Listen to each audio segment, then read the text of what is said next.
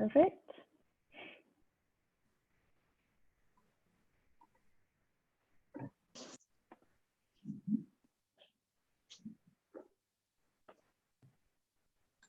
Uh-oh.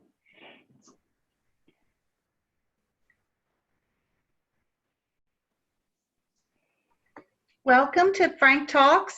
It's May 11th, and we are so glad to have you here this morning.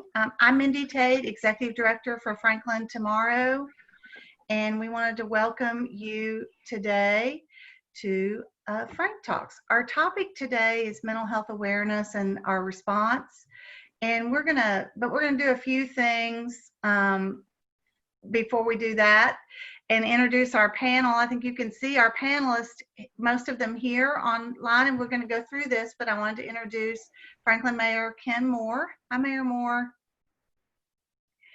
Amy Alexander from the Refuge Center. Wave. Cindy Seiler from Mercy Community Healthcare. Franklin Police Chief Deb Faulkner. And Grace Eakin from the Tennessee Suicide Prevention Network. And we're going to go to and start with thanking our sponsors, which include Williamson Medical Center and Renaissance Bank. And we have with us this morning from Renaissance Bank, Tony Sharp. Tony, unmute yourself and tell us a little bit about what's going on at Renaissance Bank. Good morning, Mindy. Hey, we're just super excited to be on here today, and we're even more excited to get back to seeing each other in person too. Always excited to be a sponsor for Franklin Talks and the great things that you guys do there. And we're really excited here at Renaissance Bank about how our bank has been able to help thousands of small businesses recently. And just we want to give a shout out to our team here in the Williamson County area. Just overall for the, we have, I think we've taken over 10,000 PPP applications for the Paycheck Protection Program. Just here in Williamson County, we'll fund over $10 million to small business. We don't have those final numbers just yet, but it's going to be well over $10 million just into the Williamson County. So glad to be able to help those businesses get them the funds that they need to stay in business, to keep paying their employees, and it's just it's a difficult time, and we're here. We're glad we're able to help that. Great. So if people need more information about PPP or just about Renaissance Bank, how can they get in touch with you? Absolutely. They can come down to our office. We're just right across from the Franklin Police Department. I could show you on my camera here. Just across the street. We're also on Carruthers, 9135 Carruthers Avenue next to Tin Roof 2 and Starbucks. They can come in. They can go to our website at renaissancebank.com. There's still funds available. They'll probably last through the end of the month. So if you're a business owner, individual contractor, sales proprietor, we can help you still if you haven't received funds. If you're a client or if you're not a client, we've been able to help so many people. So Great. Please. Well, thank you so much, and we'll see you soon. And thank you so much. We're going to move on into the program now, and we have another partner in presenting our Frank Talks each month, and that is Williamson Medical Center. And we are going to play a video from Williamson Medical Center encouraging you to continue to seek medical treatment for conditions or things that occur, because it is safe to go back and see your family physician.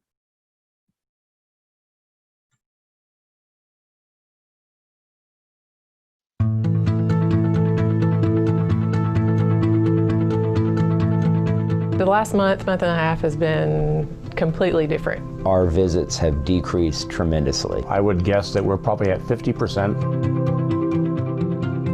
I understand there'd be certain things that can be delayed, but I'm concerned as well as others that there are people that are sitting on medical problems that it would be to their benefit to get evaluated sooner. I do feel like patients are ignoring symptoms right now out of fear. Fear of the virus and the current state of affairs. You know, patients with diabetes need to get their blood sugars checked. Patients with high blood pressure need to get their blood pressure checked. People that have thyroid issues, need to get those labs drawn. The consequences of not coming in to be seen are significant. What could have been a much easier treated condition may turn into a significant problem. So we have had not one single COVID-19 positive patient that's come into our office. I think that's reassuring. We've had none of our staff affected. Going to an outpatient practice right now is probably safer than going to the grocery store, between your limited exposure to other people and the safety mechanisms that we're all put in place. Personally, I've been seeing probably 80% of my visits are telehealth. They involve mostly video audio communication with the benefit of it being secure and encrypted for privacy. We want you to continue your follow-ups with your provider. It might be via telehealth, but it is very important that they continue those visits, especially if they're having symptoms that are more significant. They shouldn't ignore those. One question that I've been asked a lot is, I had a virus back in Christmas and I was sick for 4 to 5 weeks. Is that COVID-19? I think the answer to that is probably not. We have lots of viruses that travel through our community during the winter time. We have some other coronaviruses. We have para-influenza viruses. So I would like to let people know that when you were sick in December, January, or February, that was probably not COVID-19. Don't think that you're immune to the virus just because you were sick a few months ago. You need to continue to wash your hands, cover your sneeze, and be careful when you're out in public and continue with social distancing.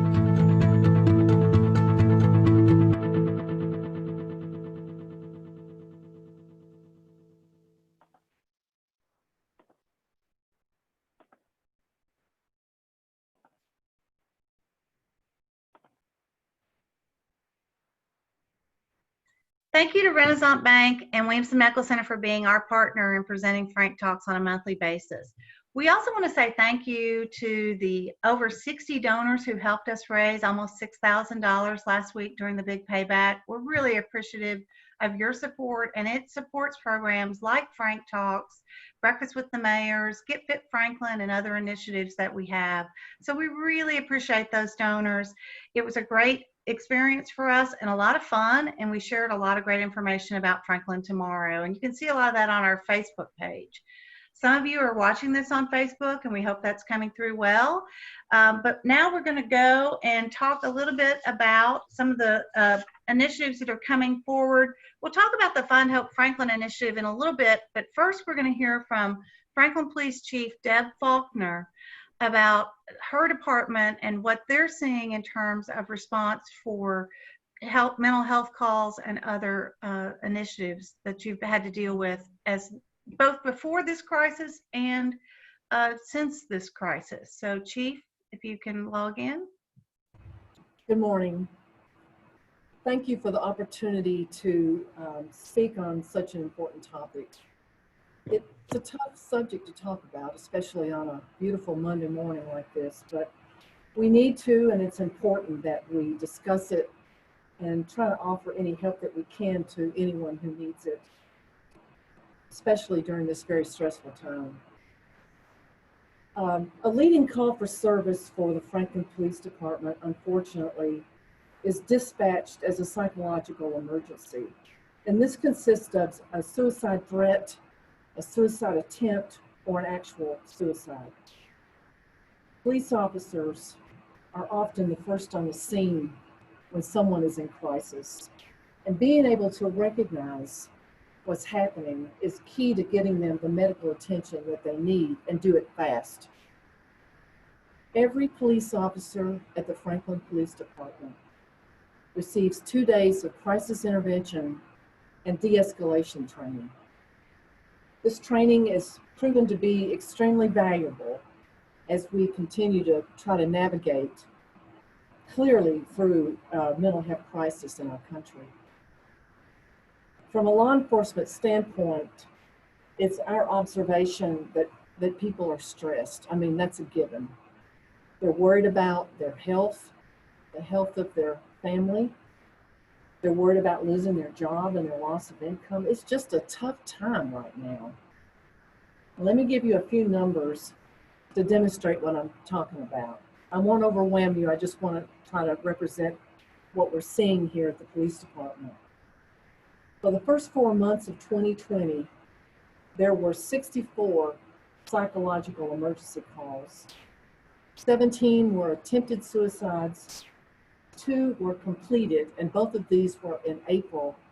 And we also had a third one just this past weekend. The age range on these emergency calls was from 77 years of age to 10 years of age. 14 of the calls were juveniles. I want to also tell you that Franklin officers have responded to 38 overdose calls in the first 4 months of the year. The highest month was in April, just last month, and there were 13 overdose calls. So this is a short overview of the issue. Next, I know that you're going to hear from some of the helping agencies, representatives from those. We're so blessed to have some wonderful people here in our community, and also from our mayor, Dr. Ken Moore. And I have to say that we are so fortunate to have a mayor that's committed to raising awareness on emotional health issues. I also want to thank you, Mindy, and Franklin Tomorrow for shining a light on this topic. Thank you.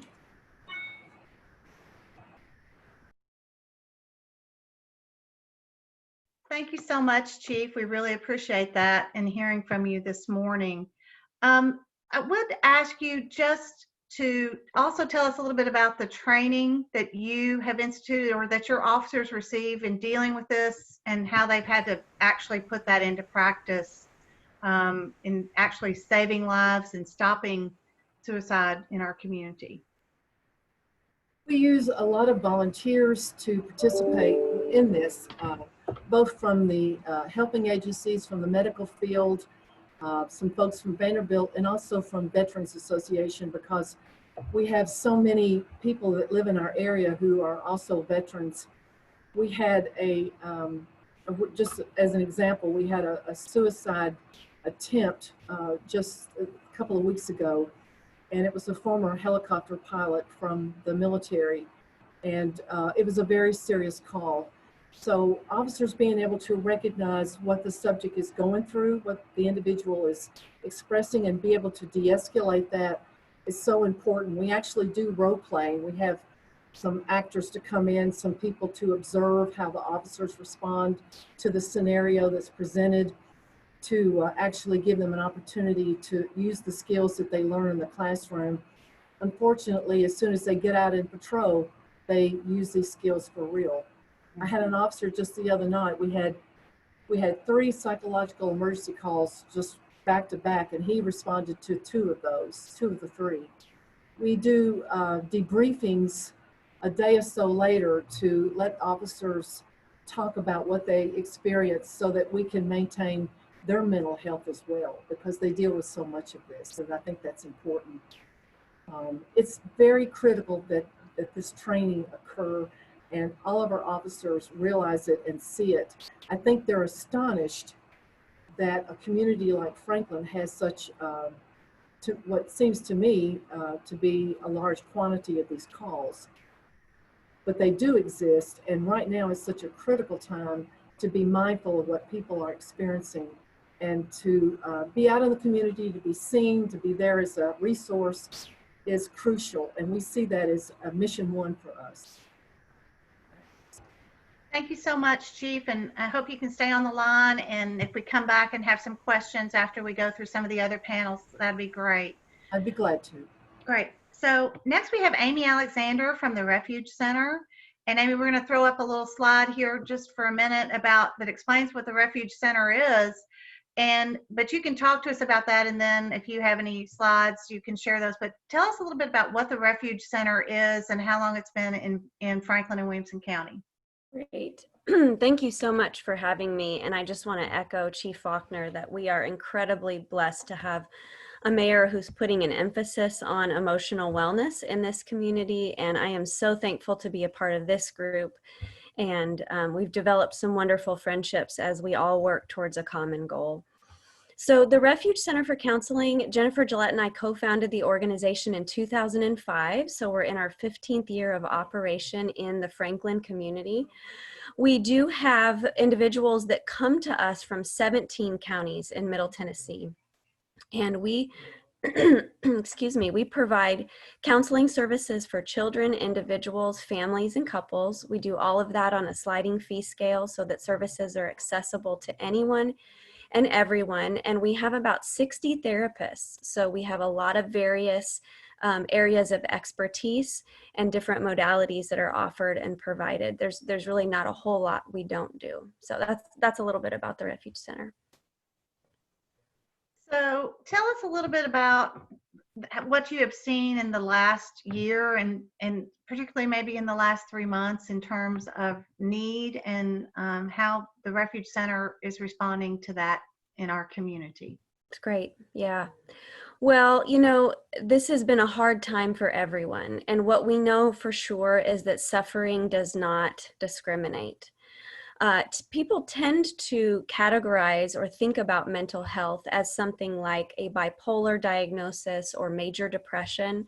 But I think it's so important to note that it's not just those kinds of things. It's also things like anxiety, relational challenges, or grief and loss. And the truth is that these are real life issues that all of us will face at some point or another.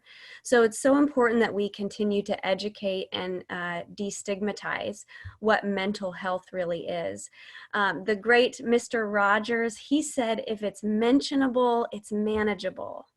So if we can name it, we can manage it. If we can feel it, we can heal it. And so we've got to be talking about the fact that regardless of the community that we live in being so educated, so many opportunities and so much wealth, that doesn't mean that we don't struggle.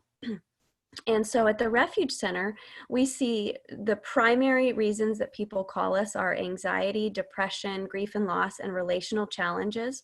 We also see some domestic violence, sexual trauma, and other things like that. And, you know, counseling is not just for traumatic events. Counseling is something that can help us recognize our blind spots. It can help us develop practical coping skills. It helps us to set good boundaries. It empowers us to use our voice and to know that we matter. So again, these are things that are helpful to every citizen. In terms of what we've seen in recent months, you know, I would like to qualify it really as grief. And when you think about the continuum of grief and the stages of grief, denial, anger, bargaining, depression, acceptance, and we cycle through those things. Our community and our world, we have felt those things as we have navigated the tornadoes and COVID-19. So we are grieving, and it's okay to name it as such. There's one thing I would like to introduce to those who are on this call today, and it's a term called our window of tolerance, okay? So the window of tolerance is the zone where we function most effectively.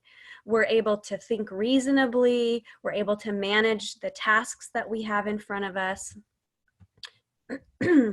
When we get above that zone, that's hyperarousal, and we're irritable, uncomfortable, panicked, we're kicking into that fight-flight mode, and we start to feel like we're losing control of even our own bodies.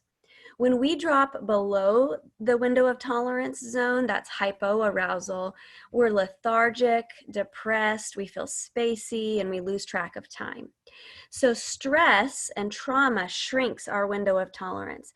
And what I'd like to say is that all of us, as a result of this pandemic and this crisis, have had days or even weeks, certainly moments, where we have gotten outside of our window of tolerance. And that's just the nature of what we have faced. And so it's okay to normalize that and to say, when I recognize I'm leaving my window of tolerance, I'm going offline, I'm going to need some strategies to recalibrate. And certainly therapy is one of those strategies that we can reach out and ask for help. So you mentioned this in our community, and we can talk.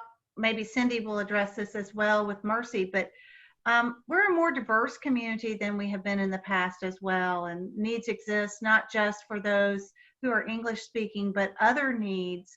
And Cindy, if you need to jump in, but tell us, Amy, how can those who maybe are not English speaking as their first language, is there help for them, or how would you refer them to seek treatment? Absolutely. We have several therapists at the Refuge Center who are Spanish speaking and can provide services to those who need that kind of support. Cindy, let me ask you though to jump in and speak to that, both on the medical side and the mental health side. Thank you, Amy. We have about 36% of our population is Latino, and we have 3 interpreters that work with both our medical staff and our behavioral health and counseling staff. Great, thank you. Amy, one more question for you maybe. So you're in a space now and in kind of the core of Franklin, but you've got some plans for the future, and tell us a little bit about that. And congratulations, I think you all raised over $80,000 in the big payback, so congratulations on that.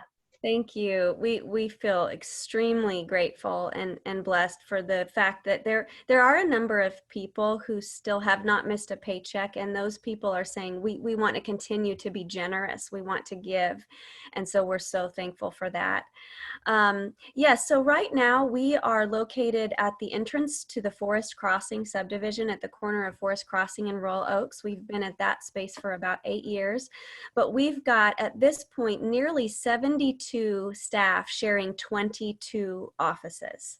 Wow. And we are seeing about 3,700 people for nearly 30,000 counseling sessions a year in that space. So it is tight.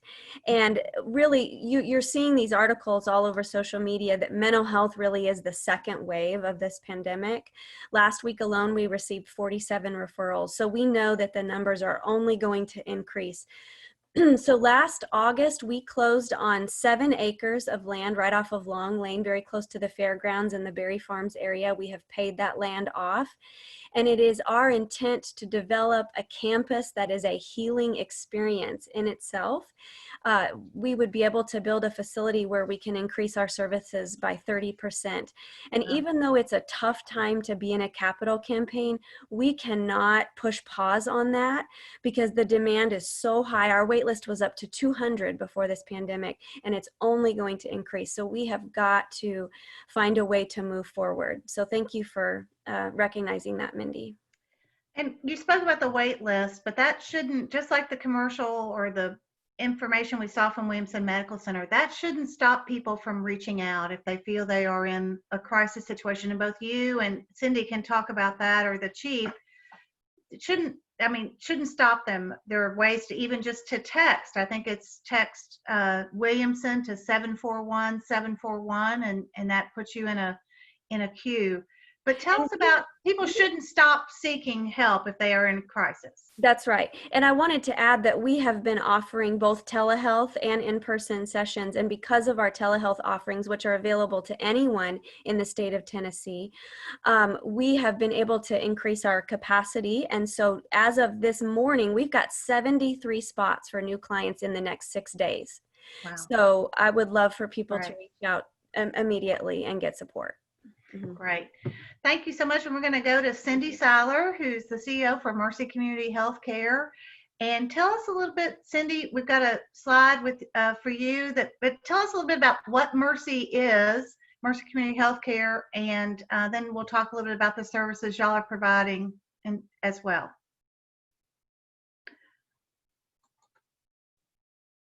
Unmute. There we go. There. Unmute yourself. There you go. There I am. I'm looking for my PowerPoint to go ahead and put that up for us so that we can move forward with that. And I think this will be my first time, Mindy, so there we go. Can you see it? I don't see it, but okay. Carly, we can put it up for you if you like, but we'll let you try one more time. Okay. Let me go back to share screen. And then click on your PowerPoint. Okay. And then it should ask you to start sharing. I Okay. This was moving so smoothly. Well, Carly is going to start screen sharing, and she's got your presentation loaded, so we'll just put it up. How about that? Perfect, perfect. Do I just tell her when to switch? Yes, ma'am. I'll be quick then. Well, first off, let me do the same thing that Amy did. I want to thank you, Mindy, for hosting this and giving awareness to mental health in the month of May. I'm grateful every single time I hear Chief Faulkner speak because we have such an awareness in this community, and she's so good at getting her staff trained. And of course, I want to thank the mayor, as always, for being so aware of this. We're so grateful to live in such a community. I want to thank Amy for the window of tolerance. I've learned already this morning, and I can be the first to share that I've been outside either above or below that window of tolerance for many times in the last 2 months, in the last 8 weeks. Much like Amy and the Refuge Center, which is our partner in ministry, we are a ministry. We exist to reflect the love and compassion of Jesus by providing excellent health care to all and support to those families. Next slide, Carly. But we are also a federally qualified health center, which means that we provide primary care and medical services, including psychiatry, in addition to the counseling that we provide. And what matters most to Mercy is that we provide quality care, and that care is integrated from medical, physical, mental health, behavioral health, and spiritual health. And that is provided, just as Amy and the Refuge Center, on a sliding fee scale.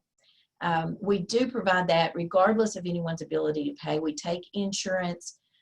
We are probably the only service in this area that primarily serves the teen care population for these services. And so it's very important to us as a ministry and as a federally qualified health center that folks understand we have financial counselors that work with them. Next slide. Our services are primary care from pediatrics to adults and psychiatry, pediatrics to adults. And then we have the counseling center, all of this located in, excuse me, a variety of suites in the Williamson Square Mall. And the counseling center provides much the same services that the Refuge Center provides. But again, we are properly proud of the way we integrate those services with our primary care physicians and providers, so that we have a position at Mercy called a behavioral health consultant that is on site with the primary care provider and the psychiatric provider, so that a warm handoff can take place if behavioral health counseling is needed. We also have the Patient and Family Support Center, where our care coordination staff do all kinds of things, which, next slide, I think, to help us with that integrated care. Last year, we saw over 11,000 patients. A little over half of those were children, and the rest were adults, obviously. Slide. And again, primary care, chronic care management, and the psychiatric services that tend to go from medical care to the mental health counseling. Go ahead, Carly. And as I was talking about the care coordination, our whole goal is to take those visits, and where it's indicated, go from medical to the mental health counseling within the same diagnosis that the Refuge Center talked about, as far as depression, schizophrenia, ADHD, and anxiety, things that all of us are have the ability to experience and need to feel confident with no stigma to get help for that. That integrated care ends up being what we call at Mercy the healthcare hub. Go ahead, Carly. So again, there's our mental health services. We do have 16 on-site counselors and a total of 31 counselors, including our school counselors. We're in Williamson County schools, 19 Williamson County schools, and also in Marshall County. Slide. Also as group and family and individual services, we have parent-child interactive therapy. We have a play therapy room, and EMDR groups, family and marriage, and other groups such as adolescents. We've got a Lego group. We do a lot of group therapy in our facility. And again, we're just like the Refuge Center. We're in tight quarters at this point. Slide. And as I said, we have over 30 schools that we're in. Unfortunately, with the pandemic, we had to lay off many of our school counselors. And so we're working now to reconnect with those students and their families through telehealth. Carly, go ahead with slide. What we've done with COVID is I can tell you that just like Williamson Medical Center said in their video, we're about 40% down on any of our patients coming in. We immediately went to telehealth with our psychiatric services, and then soon thereafter with our counseling services. So about 40% of what we're doing right now is telemedicine in those two areas. Slide. And that is growing. The demand that Mindy, you asked about, immediately we have counseling available for telehealth. It's given us the ability to allow many of our counselors to telework, and that has opened up our ability to see more patients. We do still have a list with our psychiatrists and our 4 psychiatric nurse practitioners that goes out as far as October, but we encourage people to call and we can try to work folks in. And as I said, our counseling is open. And I think I have maybe 2 more slides. I do want to encourage, just as the Williamson Medical Center did, for folks to please come for your physical needs. Do not hesitate to come to the doctor. Our emotional needs, as Amy so well articulated, are at a heightened experience now, and we need to be aware of each other. We need to be supportive of each other, and what we're trying to do is continue that mission as we move forward.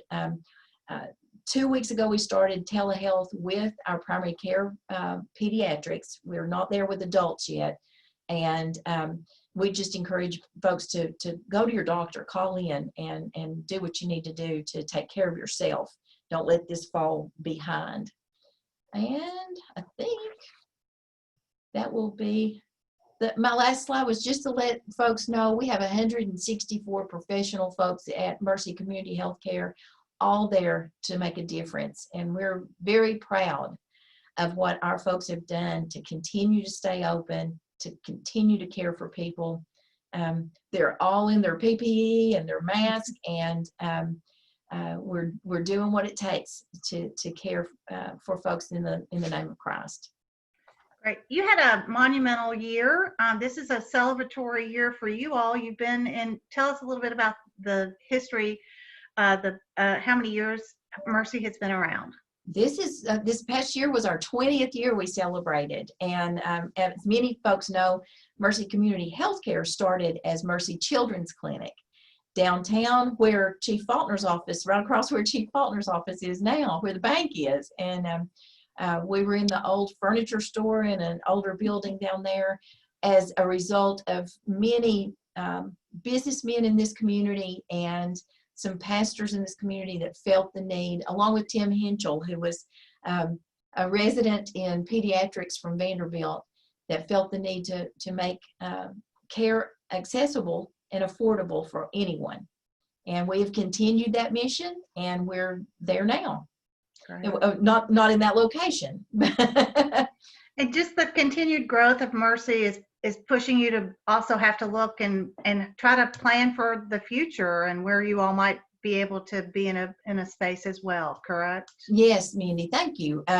We're in much earlier stages than the Refuge Center in that quiet phase of capital campaign to have a building, a standalone location for us so that that integrated care can be more efficient and more effective, and hopefully we can see more than 11,000 patients.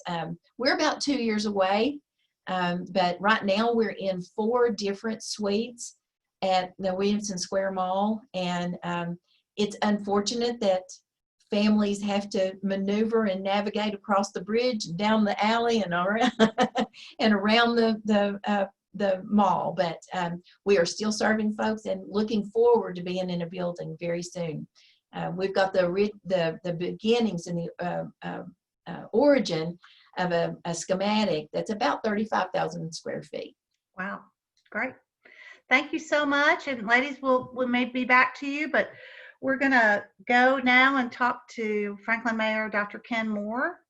Ken, you have really, you're a physician by practice, though retired. Tell us a little bit about what you saw and led you in the last year to really undertake a new initiative called Find Hope Franklin. Unmute. How's that? Better. Good morning, and thank you so much for having me today and giving me an opportunity to speak just a little bit. As many people know, Franklin was declared one of the healthier communities in Tennessee under Governor Haslam's administration, and that was quite a feat that we accomplished with the help of Franklin Tomorrow. And we identified 4 different areas of healthcare that were important for our community: tobacco cessation, obesity, activity, and mental health.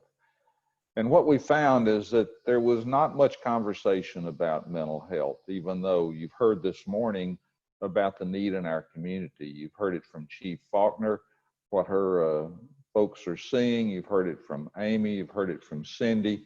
So one of the goals that I wanted to see happen was more conversation and get this on the table so it's not a taboo to talk about it. I had some conversation with a number of folks in the community that were very encouraging.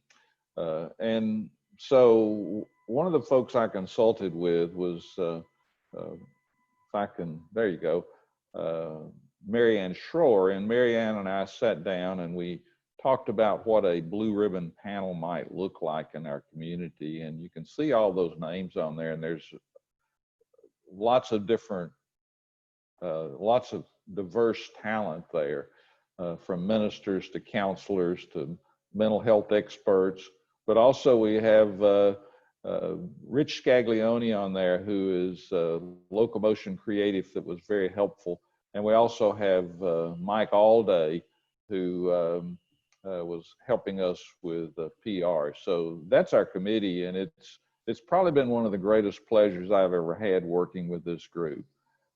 We started out with and Mindy is on that group. We started out with 4 different sessions facilitated by Gary Miner to really figure out what we were going to do and what our goal was. And so that we came up with a mission statement, which is something that's important, and right there it is on your screen. But particularly wanted to emphasize we're a community that cares not only for the economic, physical health, but also the well-being, mental health well-being of all of our community. So we started out after we identified our purpose and we found our name, Find Hope Franklin. The next step was to do 4 different things. First was we found that we needed a good place for people to go to find the help that they needed. We found that there are great resources out there, but we were confused as far as how to find those resources. Second, we thought that there needed to be a website Third, we identified that it was important to train people on suicide prevention. And lastly, we identified some needs in our community for a long-term vision. So we came up with Find Hope Franklin as our logo. I think you'll find that it's an attractive logo, and also I think it's tells a lot about our community, that Franklin is a place that cares. The QPR training, I like to equate it to CPR training. Everybody should know CPR training. And you know, there are lots of opportunities for people to learn that in our community. And the goal of the group is that everybody in our community should know what QPR, question, persuade, refer, is. And what we'd like to do with a grant that Franklin Tomorrow has obtained is train a group of trainers, which is a very extensive course, like a full day, and then go out into the community to various social groups, various civic clubs, church groups, whoever would like to learn and teach the community about QPR. It's a known, proven strategy. It works.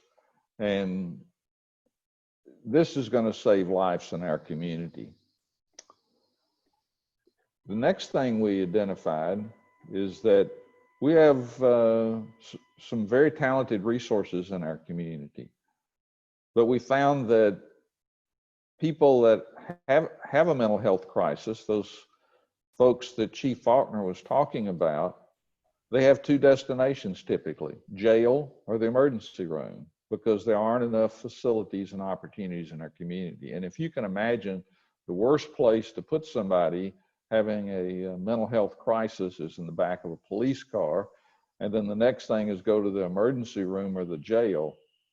So we'll be studying other communities and how they've developed a facility that has a continuum of care from the time the patient or the person goes there.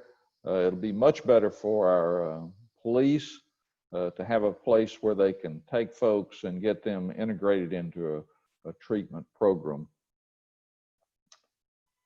Last, it's this is an opportunity that Franklin Tomorrow has partnered with Tennessee Suicide Prevention Network to offer some initial QPR training. And so I'll let Mindy and Grace talk about that a little bit more in just a few minutes. So that's just kind of in a nutshell where we're at with this group. I really can't express how happy I am to have worked with this group and continue to work with this group moving forward. Our website is in very early development, and look forward to folks looking at it as we continue to roll it out. We originally thought we'd roll it out for State of the City, which with the COVID-19 has changed around. We're now going to have a virtual presentation on Friday. We'll be releasing it at 6 o'clock. So. Great. So, I mean, you have been working on this and this committee, and so honored to be part of it, has been working for over a year, but really you saw the need even intensified as the pandemic came about, correct? So, well, you make a great point there. You know, we have, I love to use Amy's analysis. There's a lot of pain in our community, and I believe there is a lot of pain that people don't talk about. This COVID-19 has caused a lot of economic challenges for folks, created a lot of anxiety, and it's created a lot of issues in our providers, our healthcare providers. They're on the front lines and they're seeing death and severe illness that maybe they're not quite used to seeing at the frequency that they're seeing it. and they're having mental health challenges also. So this goes all across the entire community, and certainly the COVID-19 has brought it into a lot more prominence. Great, thank you. And we'll have some questions in a minute, but I want to make sure we get to Grace Eakin with Tennessee Suicide Prevention Network. Mayor, if you'll stop sharing your screen, we'll let Grace share her screen. So Grace, Tennessee Suicide Prevention Network, tell us a little bit about that, but we really want to focus on the QPR training that's coming up starting this week, but let's talk a little bit about Tennessee Suicide Prevention Network first. Yeah, absolutely. Thank you so much for having me and for bringing TSPN into the fold. We really, this is something that's so important right now. Isolation is something that's very difficult to deal with, and it sometimes exacerbates those feelings of being alone. Of course, right now it's hard not to isolate. That's, you know, we're following the rules, but definitely is something that can bring some of those feelings to the forefront. Let me share my screen and we will get started. Okay. Can everyone see this? Great. Awesome. TSPN, so we're a statewide organization and we are working tirelessly to eliminate the stigma of suicide. We try to normalize it as much as possible, because what we found is that people don't want to talk about suicide. And so we do that in a few different ways. Prevention is through these trainings like we've talked about, QPR, which we'll be doing this week. We are allowed to do a few trainings virtually right now, and thank goodness that we are allowed to do QPR virtually. It's given a lot of people that normally maybe wouldn't be allowed to, or wouldn't kind of reach out for the training to be able to do that right now. So we also do awareness and outreach through events, and we have task forces that center around certain demographics. So we do have a veterans task force, a farmers task force, and we're actually starting a first responders task force as well. And so that'll be very important for the upcoming months for numerous reasons, but you know, the first responders need help just like the rest of us. Intervention, so we do crisis direction and counseling. We partner a lot with different counseling and walk-in centers. We try to kind of spread that as much as we can. We're really a resource giver to make sure that people in the counties that we are in charge of, that they know where the closest place to go is besides one of the emergency rooms, instead of calling police. Postvention is unfortunately after a suicide. We can go and debrief. A lot of us are not counselors, but debriefing a lot of times is just as important, especially in suicide. There are a lot of unanswered questions that happen after a suicide, and so being able to talk to that community and making sure that they understand the patterns of grief and how to grieve in their own way, understanding that there are places to go to and people to talk to. As well as talking to media. So along with eliminating the stigma of suicide, it's important that suicide's reported about correctly, that we are spreading facts, not myths. So through QPR, or I'm sorry, I'll start about this first. So Mid-Cumberland, that dark red region, that's me. But every color in this map represents another one of me around the state. So we are statewide, like I said, and we are doing our best to hold these trainings, especially virtually right now. With QPR, so as Mayor Moore discussed, it's question, persuade, and refer. The idea behind it is the more people that are trained in QPR, the more people that we can reach. Even the most isolated in our communities will still have someone around them that can question them about their thoughts of suicide, persuade them to stay alive, and refer them to long-term help. It's not intended to be a form of counseling or treatment. Unfortunately, no one will leave a QPR session, a counselor, but a lot like CPR, it's intended to offer hope, but it's the middleman, right? We're not the long-term doctor, but we're there in a time of crisis, just like giving CPR would be. So I know that this is a long slide, but it really does kind of break down exactly what it is. It's about 1 or 2 hours, and we learned about statistics about our state. We learned about statistics about suicide in our specific counties, and how our state and our counties are ranking against United States as a whole. It's important to know where we are, right? And what we really are going to do is that we are going to instill in our participants and people that attend these trainings a better knowledge about what suicide is and what it's not, and how to question someone. You know, people don't really want to say the word suicide, so it's even harder to question someone in your community, whether it be your mailman, your neighbor, your family member, about suicide. So we want to make sure that they've got QPR in their minds, that they can follow something, and that they remember how to discuss suicide, remember the ways to ask that question, how not to ask that question, and to be a resource for those people who are struggling. So really that's what QPR is. And like I said, we just want to be able to train as many people as we can so we can reach even the most isolated people in our communities. Right. So we have some training set up for this entry-level QPR training, both on the 13th and on the 20th, 2 sessions each day. Tell us about what people can expect if they sign up for that training. You can expect, there's a small pre-test. You can expect to talk about, like I said, statistics about suicide in Tennessee and the counties, as well as the United States. It's important to know where we are. And then also to how to question and persuade and refer people to help. And also what those referrals would look like in your community too. It's going to be different for every town, city, or county. So it's important to understand where the closest place you can take someone is. And we put the link in the chat for people if they want to check out and sign up for those. They are on the 13th and the 20th at 9 a.m. and 2 p.m. Some of these are getting full, but there's a wait list, and we'll add more classes or programs should we need to.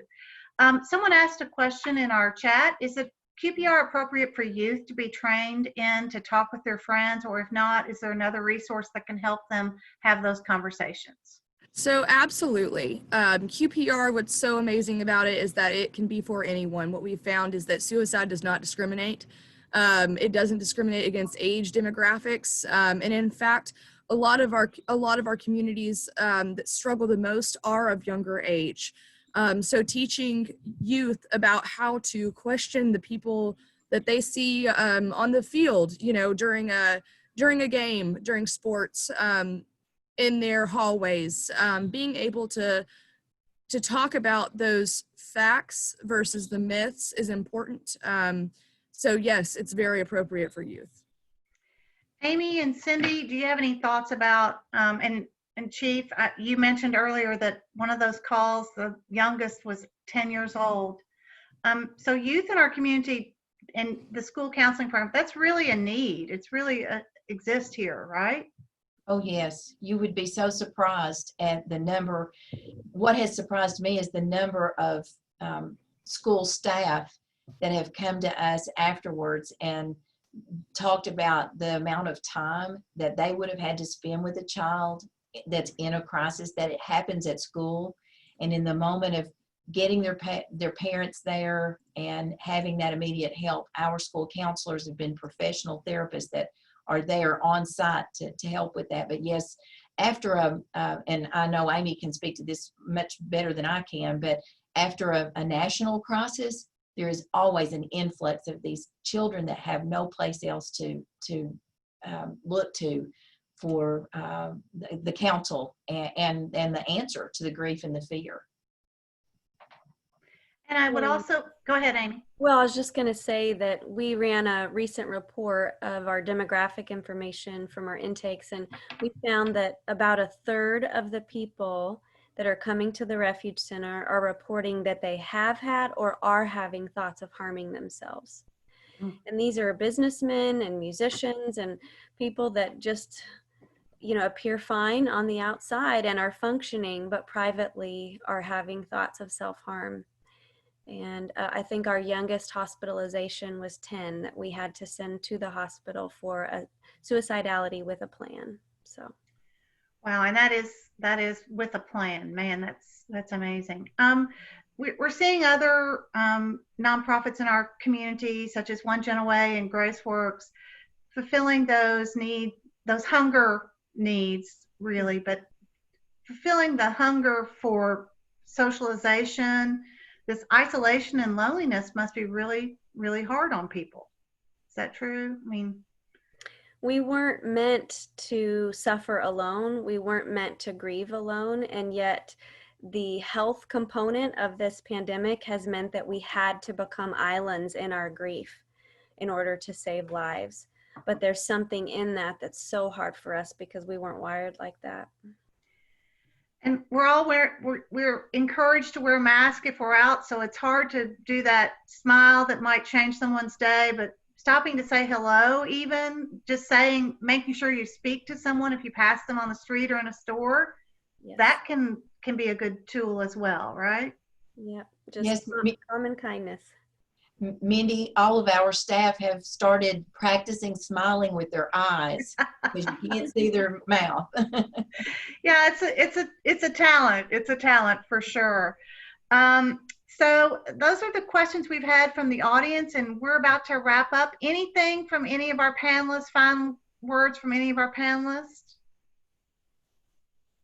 Great. Thank you all so much, and we are looking forward to QPR training starting this week and moving forward with that. And we've put the information in the chat box if you want to sign up and look for those. But also we have information on our website about how you can sign up for those as well. So we've got a couple other things to go over just before we end. Again, thank you to Williamson Medical Center and Renaissance Bank for being our partner in presenting the monthly Frank Talks lecture. The next one will be June 8th, and we'll get out information on that topic soon. Also, we want to thank you again for your support for the Big Payback. It is our birthday, our 20th anniversary. The pandemic has changed some of our plans, but we're still working on hopefully having a summer celebration on July 30th outside, so that'll make it a little easier to social distance if you want to participate in that as well.